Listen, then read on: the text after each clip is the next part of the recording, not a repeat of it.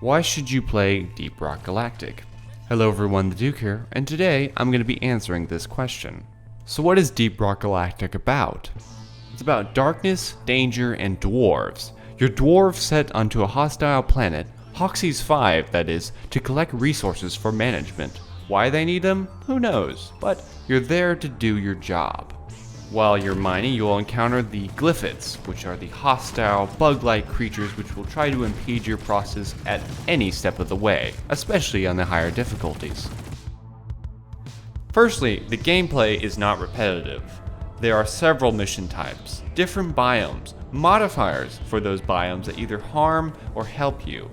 Each mission is a unique experience thanks to these three things. Here's how missions typically go in Deep Rock Galactic. The drop pod lands, you get out. The mule, or Molly, steps out with you. The mule is where you deposit your resources. This is different on some missions, as sometimes you won't have her at all, but most of the missions you'll have a mule. You have two objectives, your primary and your secondary. The primary is required, but the secondary is if you have time or if you want to do it at all. It's up to you. Once you get the primary fulfilled and you want to leave, go to the mule and you press the escape button. You start the escape sequence. This is one of the best experiences in a game. The mule heads back to a new drop pod, which is going to land somewhere near you, but it might be a little ways. You can either follow the mule or find your own way. It's up to you. Enemies will come out of the woodworks trying to kill you. It's very harrowing, especially on the higher difficulties. If someone dies, you might have to leave them for the sake of the mission. It's one of the best experiences, and I haven't found a game that really replicates that hair-pulling, nail-biting experience of rushing to the drop pod, especially when you've got some tough enemies after you. In addition, the four classes of the game spice up things even more. There is Scout, Engineer, Gunner, and Driller. Scout is mobile. His grappling hook allows him to get away from enemies quickly, and it allows him to get resources that are too far for any of the other classes. His flares allow him to illuminate a room to allow for easier combat and the finding of resources.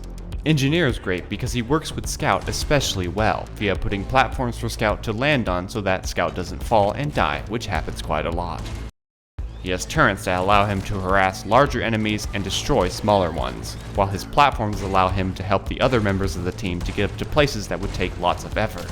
Gunner is the heavy weapons guy of the team. He's great at mowing down heavy enemies, hordes of enemies, and his grenades do maximum damage against them. He is slow though, but he makes up for this via a zip line. He also has a shield, which allows him to revive people without any worry of enemies attacking him. Last but not least is Driller. Driller can mow through rock and stone like it's nothing. He's faster at drilling than any of the other classes, and he knows it. His C4 charges can be used to either destroy rock or destroy enemies.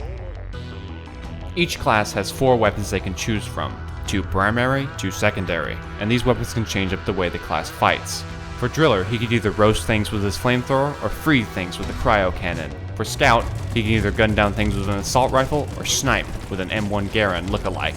To make things even more interesting, weapons can have overclocks, which can completely change the way the weapon feels. For instance, Engineer's grenade launcher can be turned into a small nuclear launcher. You could have a gun that fires faster but with more recoil, one that does more damage but you can't move. Overclocks can change your entire gameplay by forcing you to adopt a different playstyle depending on what that weapon does. To add to this, each class has 3 grenades they can choose from, which allows them to either distract enemies or destroy them with ease. The thing I'm trying to point out is that there's a unique experience you can have each time you go into a mission by changing up the way your dwarf fights, how its weapons perform, or what class you play. There are 5 difficulty levels to Deep Rock Galactic, measured in hazards 1 through 5. 1 and 2 are the most beginner levels, and this is a great way to start the game. 3 is the biggest jump in difficulty from 1 and 2, and it's probably where you should start out once you feel more comfortable with 1 and 2. Higher hazards have more enemies, and those enemies do more damage, and you do less damage.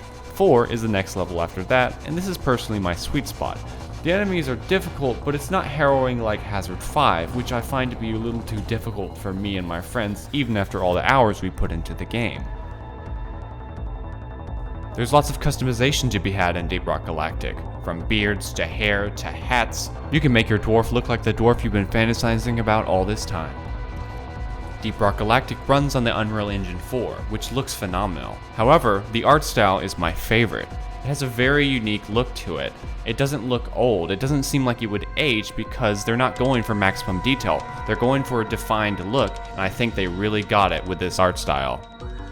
Caves are beautiful in this game due to the phenomenal lighting. It can make things look eerie or absolutely breathtaking.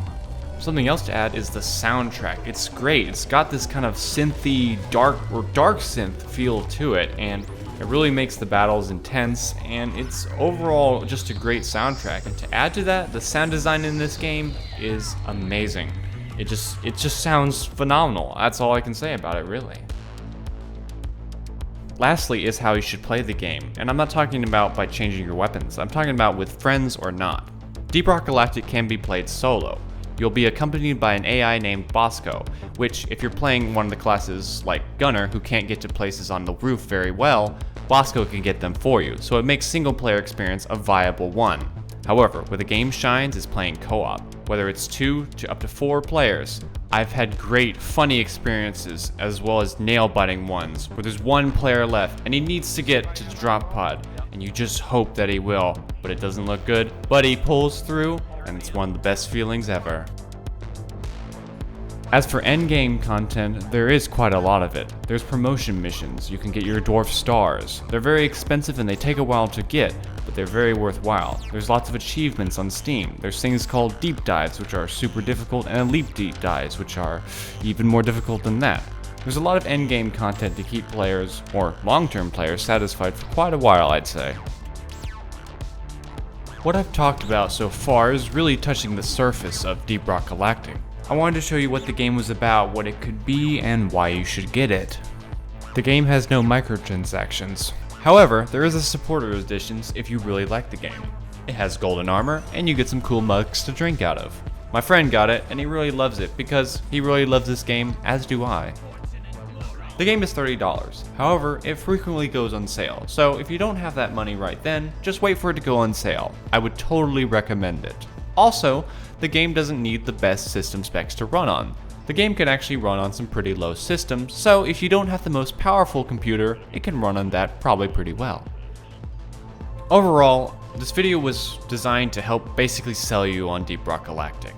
I'm not affiliated with them, I'm not being sponsored for this. I really just like this game, and I think you would like it too if you're a fan of playing co-op games with your friends, shooters, and basically darkness, danger, and dwarves. What more can you ask for?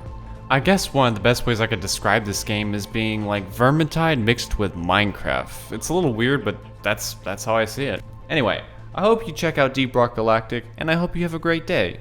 This has been the Duke, signing off.